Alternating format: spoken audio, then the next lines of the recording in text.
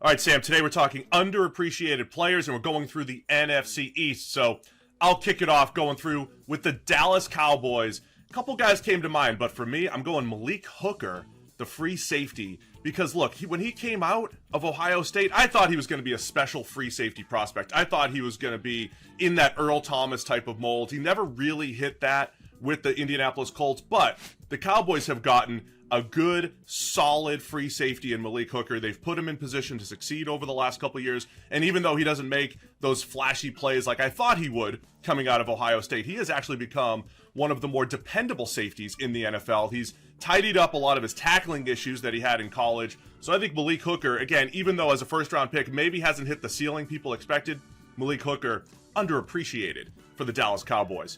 Onto the New York Giants, and I cheated a little bit here because this isn't underrated, this is underappreciated.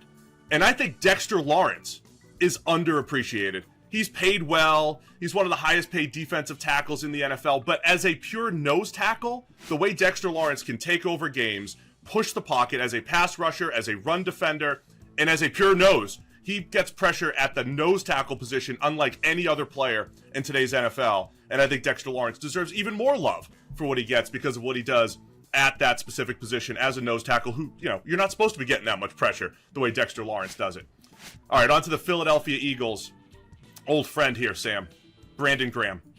Brandon Graham is still underappreciated. This is an ode to Brandon Graham as he heads into year 15 in his NFL career. He's only had double-digit sacks twice, but he's a 15-year disruptor, rushing the passer, playing the run, playing hard, and he's been a mentor to all these young defensive ends that keep coming in and out of Philadelphia over the years. So Brandon Graham, just a little tip of the cap for Graham as he heads into year 15.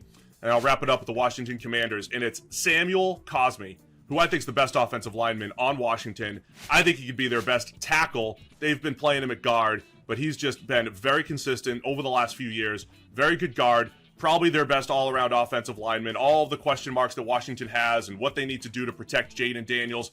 I think the one place where they are solidified, Samuel Cosmi at right guard. Yeah, the one name that jumped out to me there when you were talking about underappreciated versus underrated, kind of similar to that Dexter Lawrence logic, I think Lane Johnson remains underappreciated. Lane Johnson is a Hall of Fame caliber offensive tackle. He's arguably the best tackle in all of football, but because he plays on the right side of the offensive line, we still look at all the left tackles and talk about how great Trent Williams is and, all those other players that still play the glamour spot on the left side. I think Lane Johnson is still underappreciated and should be talked about in the same breath as those guys.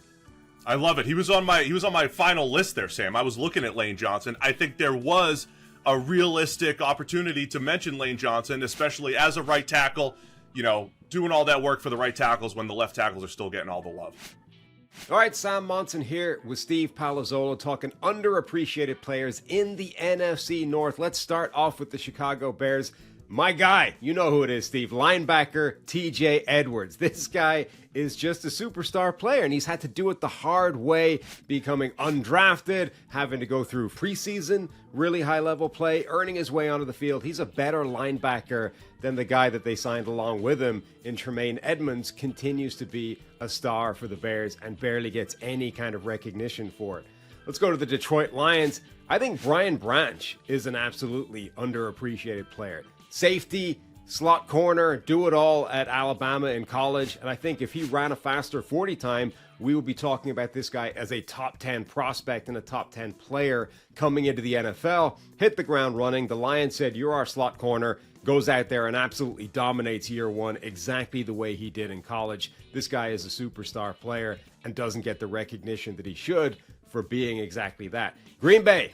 Rasheed Walker, giant mammoth left tackle. You and I were there in training camp, watched him in practice a year ago, heading into year two. He did not look good as left tackle at that point. But as soon as he got on the field in the regular season, just consistently solid play at left tackle. I think got better as the year wore on and really wasn't any kind of liability. Solidified himself as, I think, a capable starter. And I think people are still viewing him as the kind of guy that needs to be replaced and, look for the successor long term. He might be their left tackle of the future.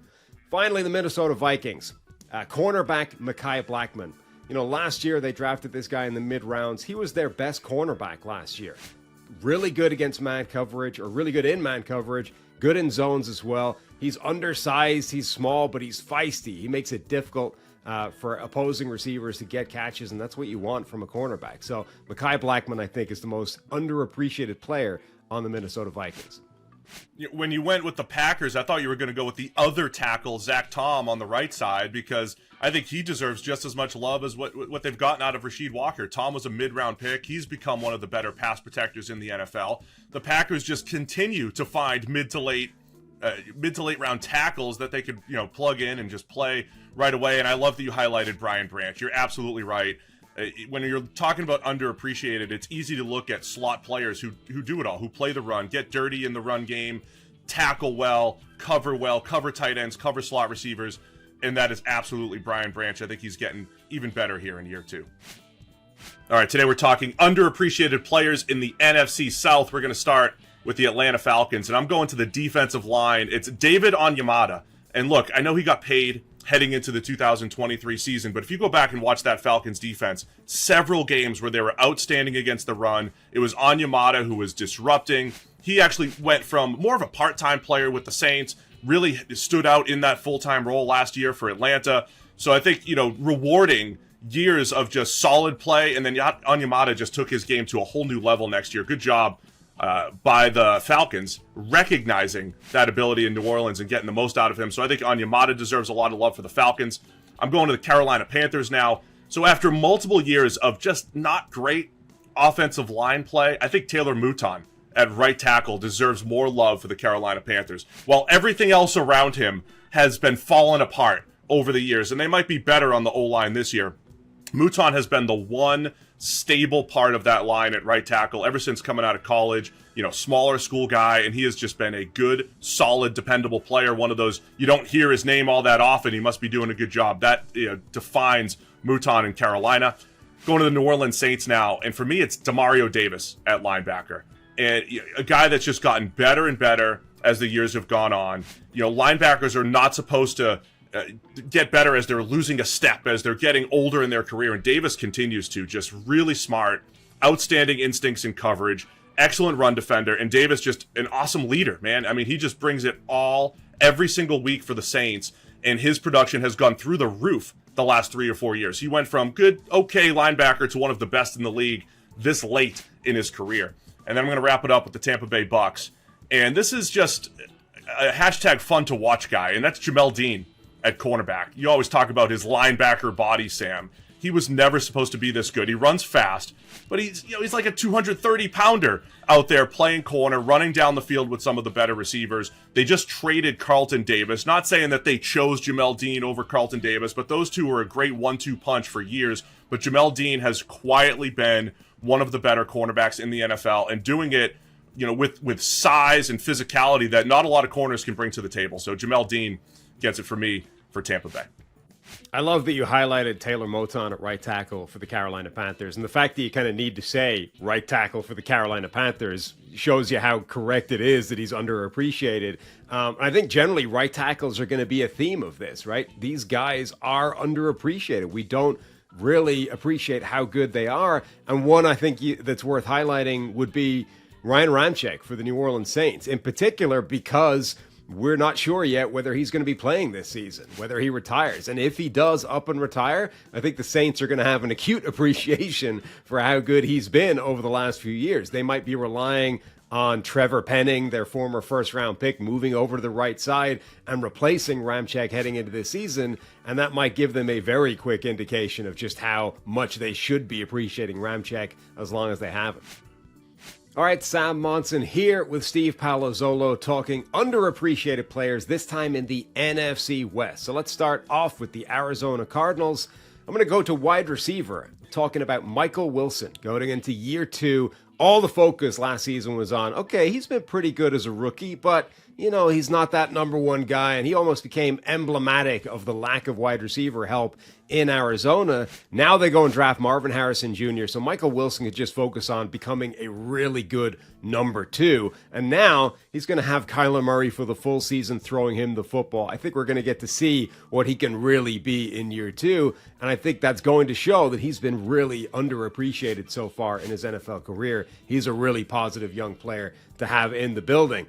Los Angeles Rams, Darius Williams, cornerback. This is a guy who's underappreciated because he's 5'9", right? And teams do not like short cornerbacks. In fact, some of them don't even draft guys that are that side. And when they do, they put them inside in the slot. And that's happened to Darius Williams in his NFL career. He's been moved inside of the slot where he's just not as good. It sounds crazy, but at 5'9", he is a better outside cornerback than he is in the slot. And anytime a team puts him outside, you just get consistently high-level play. So him going back with the Rams, a team that's already been through that understands what he is and what he can be. Darius Williams is a high-level corner, makes a ton of plays on the ball, doesn't make it easy for receivers to catch the ball. Really underappreciated player there. San Francisco 49ers. This one's a little tougher, but I think Brandon Ayuk is still underappreciated.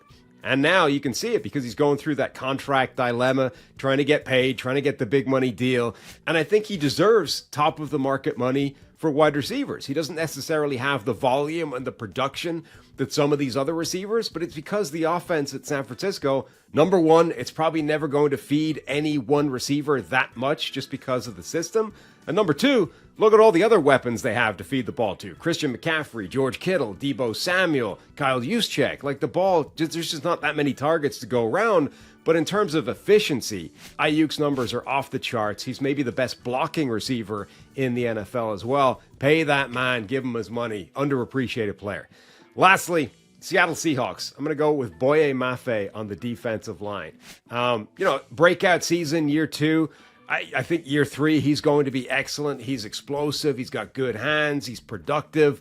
I think he's an underappreciated player on that defensive line while he's still early in his career until we really see what he's about to become. I love that you highlighted Brandon Ayuk because there was definitely a point last year where he looked like a top 5 receiver in the NFL. And maybe Deebo Samuel gets a little bit more of the publicity because of his versatility and taking snaps at running back. But Ayuk has really developed his route running to the point where, he is coveted across the NFL. Thought you might highlight Dre Greenlaw at linebacker for the 49ers. Of course, his injury in the Super Bowl may have been the difference, keeping the Niners from hoisting the championship last year. But Fred Warner gets all the love at linebacker for the Niners. I think Dre Greenlaw deserves a shout out as well as underappreciated. And then for the Rams with Darius Williams, second time now in the last few years, they've brought back one of their former productive players like they did with Troy Hill at cornerback, doing the same thing with Darius Williams. You're right on. It's almost like the Rams have a thing for taking undersized, slot-looking corners, putting them outside and getting production out of them. So Darius Williams has been really good through the years, and I don't think enough people know about it. All right, we're here today talking underappreciated players in the AFC East. We're going to start with the Buffalo Bills. And I'm going to go cornerback Christian Benford, smaller school guy coming out of Villanova, and had a breakout season in 2023. And a lot of people are sleeping on the Bills this year. They're seeing what the Bills did and saying all the big names are gone. One of those big names is Tre'Davious White. But the Bills are able to move on from a guy like Tre'Davious White because of what Christian Benford has done, become a very good zone corner, fits the system really well. He tackles well. He doesn't give up big plays, exactly what the Bills need, and able and capable of replacing a guy like Tre'Davious White. So Bills fans, I think you're in good hands with a guy like Christian Benford outside at corner.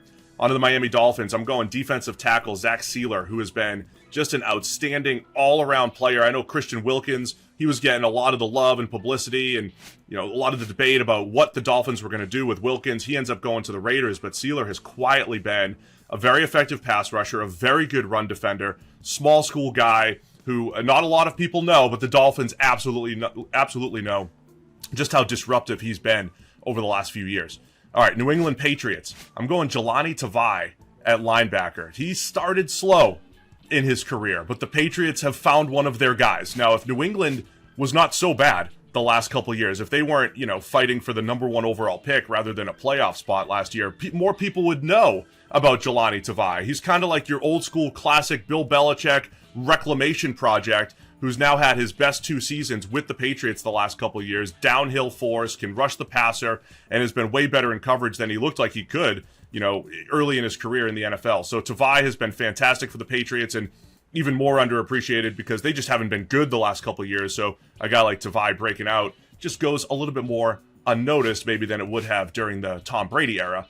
And I'm wrapping it up with one of my guys here. The New York Jets have one of maybe the most underappreciated players in the NFL. It is the great Morgan Moses, the right tackle for the Jets. They stole him from the Ravens, just like the Ravens stole him for a couple of years. Morgan Moses, the epitome of consistency, over 900 snaps every year in the NFL since 2015. And he's not just out there playing, he's one of the better all-around run blockers and pass blockers at the position. He could do it all. He's scheme diverse. He's done it in multiple places now. So Morgan Moses, at a cheap price too, right? This guy's not breaking the bank, makes him one of the most dependable and valuable players in the NFL. So always have to give the shout out to the great Morgan Moses.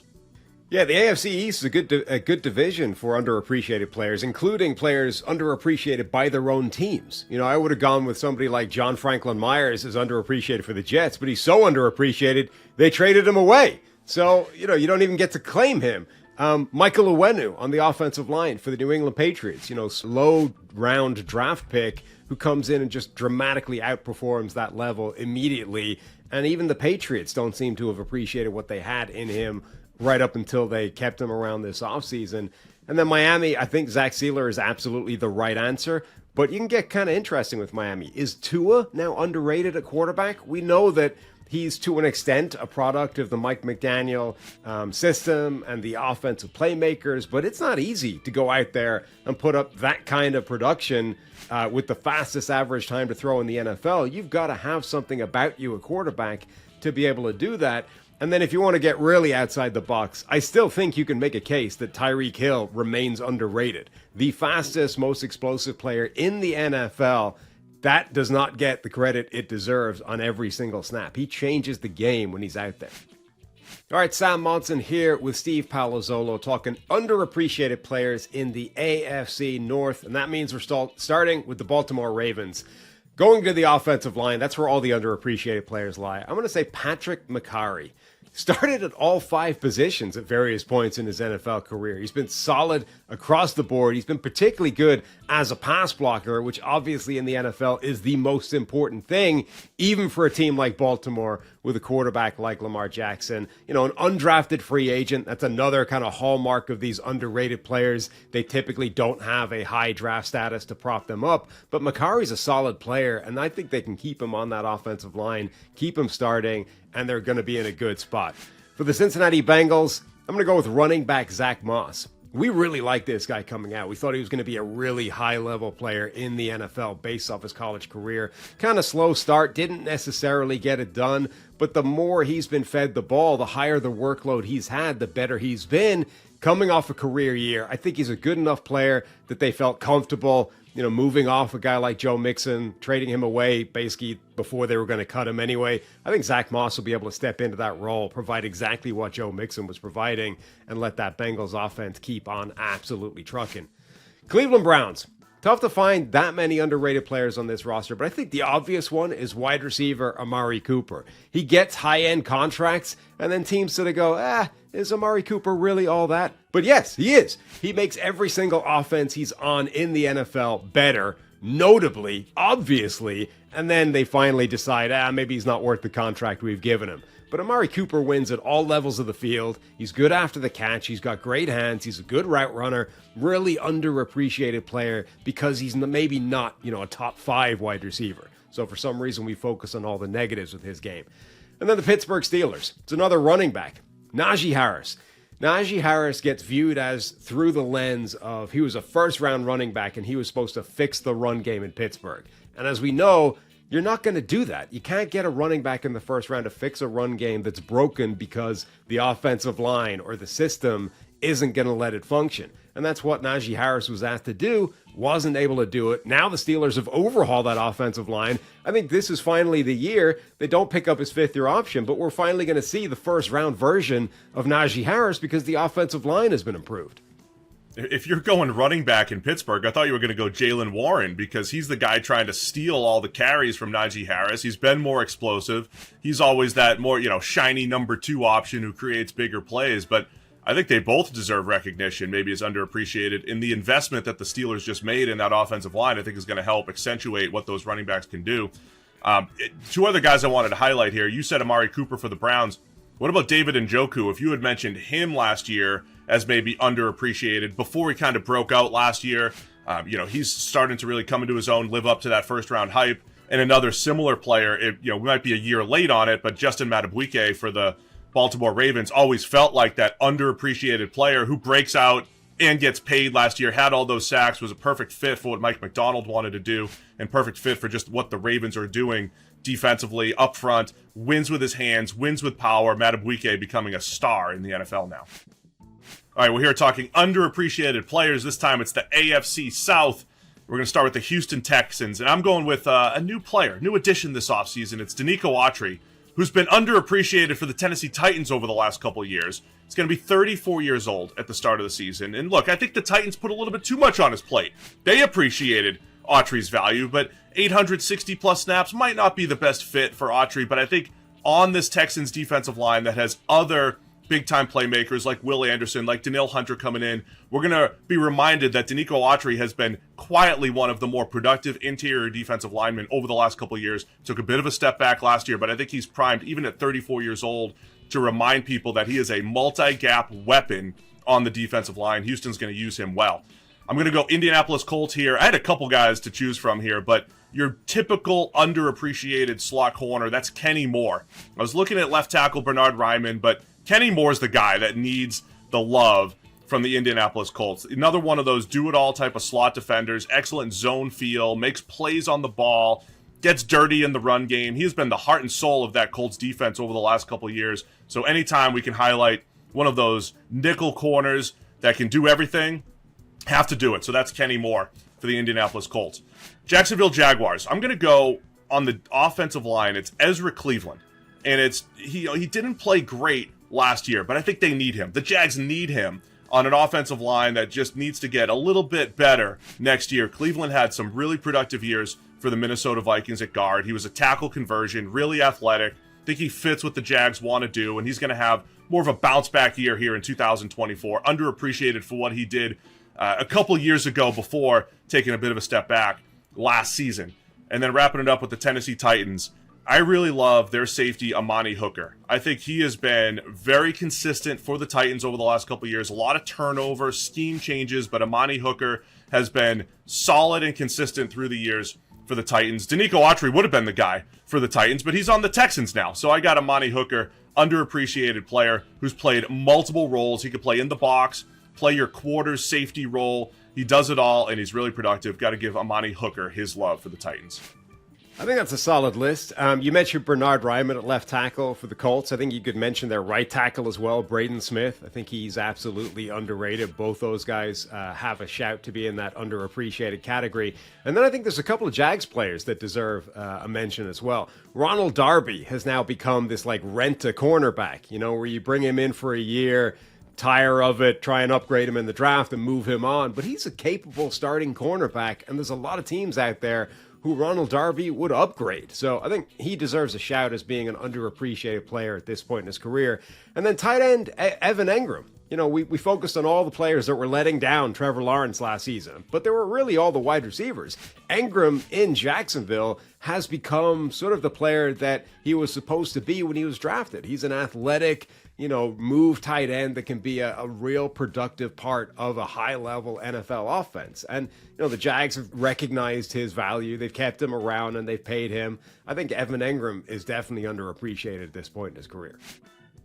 All right, Sam Monson here with Steve Palazzolo talking underappreciated players in the AFC West. And let's start with the Denver Broncos. I was going to suggest this guy for the AFC East, but they traded him away to the AFC West. John Franklin Myers, defensive lineman, gets himself out of arguably the best defensive line or the best defensive line rotation in football with the Jets and he steps on and might be the best defensive lineman on the Denver Broncos. This guy is a versatile lineman who can play inside, play outside, generate some significant pressure. He's pretty good against the run as well. I think John Franklin Myers is one of the most underappreciated defensive linemen in all of the NFL, regardless of which team he's on. The Kansas City Chiefs. I think Trent McDuffie at cornerback is a really underappreciated player. Even at draft time, right? All of the focus was on Sauce Gardner and Derek Stingley, and it was which one of those guys do you want at the top of the draft? And don't get me wrong, they're both fantastic players, but in college, Trent McDuffie's resume suggested he belonged in that conversation with those two guys. And so far in the NFL, I think his resume suggests that he belongs in the conversation with those two guys. He's probably been the second best of the three so far throughout their NFL careers, if we rank them Sauce, McDuffie, Stingley. But he's got inside-outside versatility. I think he'll be asked to step into a bigger role this year with L'Jarius Sneed no longer being in Kansas City. And I think McDuffie is absolutely underappreciated because of that. The Las Vegas Raiders, a little bit of a tougher one, but I'm going to go with left tackle Colton Miller. Doesn't get talked about in the conversation with the best left tackles in the NFL, but he probably should be. He's basically the one pick, the one reach of the John Gruden drafting travesty era that was actually good, that actually worked out, proving him correct. You know, the reach that ended up becoming the player that he was supposed to be. He's a really high-level pass blocker and an underappreciated player for the Raiders. And then finally, the Los Angeles Chargers. I'm going to go with Asante Samuel Jr., a guy that we really liked coming out of the draft. Rookie season was a bit of a struggle for him. I think that kind of soured everybody's expectations. It's like, maybe he isn't the guy that we thought he was going to be. Maybe those bloodlines don't translate generation to generation. But years two, he's improved. He's absolutely a sticky cornerback in coverage. Always there, always around the ball, makes a lot of plays on the football as well. He'll give up some yardage, he'll give up some catches. He's still not an elite player, but I think he's headed in that direction and has shown that he's absolutely a decent caliber starting cornerback, and now he's underappreciated. I like the Colton Miller shout out for the Raiders. I thought you were going to go Malcolm Kuntz, though, on the edge, because, the Raiders' defensive line looked like it was just Max Crosby for a couple of years there. They drafted Tyree Wilson last year at number 7 overall, but it was Malcolm Kuntz, former third-round pick, who has a year 3 breakout last year, outplayed Tyree Wilson by quite a bit. I know Wilson was battling injury, but Kuntz became a viable pass rush threat opposite Max Crosby. And it's funny how the Chiefs, Mahomes gets all the love, and the defensive unit as a whole got some love last year, but they have a bunch of players, man. Not just Trent McDuffie. I'm glad you highlighted him, but Leo Chanel, I think, is going to do a great job at linebacker heading into year 3, athletic, downhill presence. And I think what they did over the last couple of years drafting, bringing in a guy like Creed Humphrey to just step in as a second round, one of the better, top 3 type of centers in the NFL, underappreciated that the Chiefs have drafted as well as they have, plus had Mahomes, plus had the great coaching. But Creed Humphrey has been one of their better draft picks, much like a Trent McDuffie. And all of that, when you put it all together, there's a reason why they're back-to-back champs.